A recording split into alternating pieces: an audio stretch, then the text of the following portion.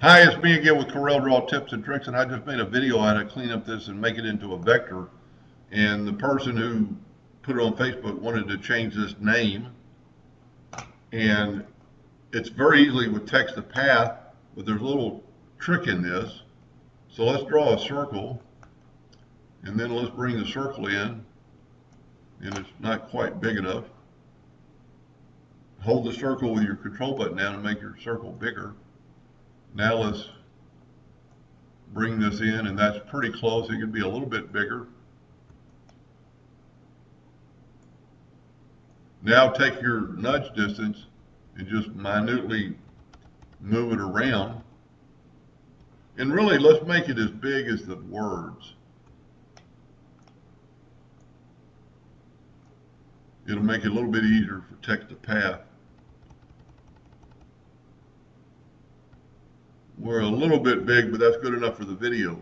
Now this is already broken apart, so we can take these letters and just get rid of them. I don't know what she wants to name it, but let's just call it fire. Make it all cap. Let's make it a little closer to that font. Make it Arial, but make it bold. Make it a little bit bigger. Now, if you go to text to path right now, let's look what happens. Text to path,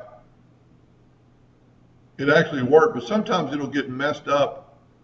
See it doing that? It'll get messed up inside those other paths. So the best way I found, and we actually did it, and it's correct. Well, let's back up here. What I have found to do is, let's set our nudge factor on like 4, and let's move this thing out of the way 4 inches. Then take your other letter, your other word, and go text, fit text to path, and now your path is more clear. Now we can mirror our text both directions, and it doesn't look that good because it's the way it's kind of scrunched up. So you can grab your shape tool, click on your path, and you can actually stretch out these letters. And it looks completely different than it does up top because we're writing backwards. Now all you have to do is see what I've got my, nudge it back over. Well, I must have moved it.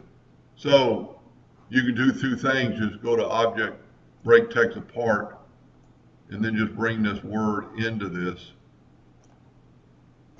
And now put your nudge factor on a lower number like 0.001 and just minutely move it. And you would have been better off probably starting where you were if you hit it right the first time. But that's how you could change the name or names. And it still doesn't look perfect. And I'm going to show you a little trick to this in just another video in a minute. But text the path, and you could move your path away from your item, and it would have been a lot easier if I would have done that. And see, it doesn't quite have the curvature. But once you got it in the center, let's get it back kind of in the center. See, my circle was too big. Now you could always take your text, go up to text, and straighten text, and you can start all over. So let's go with the zoom tool. Let's zoom in here. Let's make our circle a little smaller.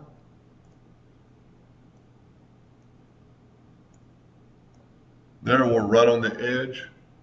So now let's put our nudge factor on 4 inches. Let's get our circle and move it over 4 inches. Take our text to path, put it on a path, put it on that bottom, flip it, and now you should be able to cursor over 4 inches. Well, I changed my nudge factor. We need to put it back on 4.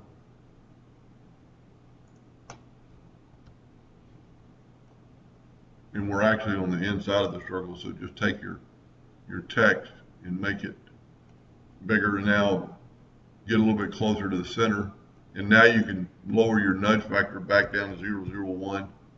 Click on your text and move it down. And these letters are actually a little bit bigger than the original letters. You could actually still change it to 35. Let's go 30. Whoop, I put 302. And there you have a fire pretty close. Now we'll raise it up a little bit, and it's pretty much done. Then just click on your circle, go to object, break text apart, get rid of your circle, and you're done, and you've changed the name. Anyway, I hope that helped a little bit. Thank you for watching.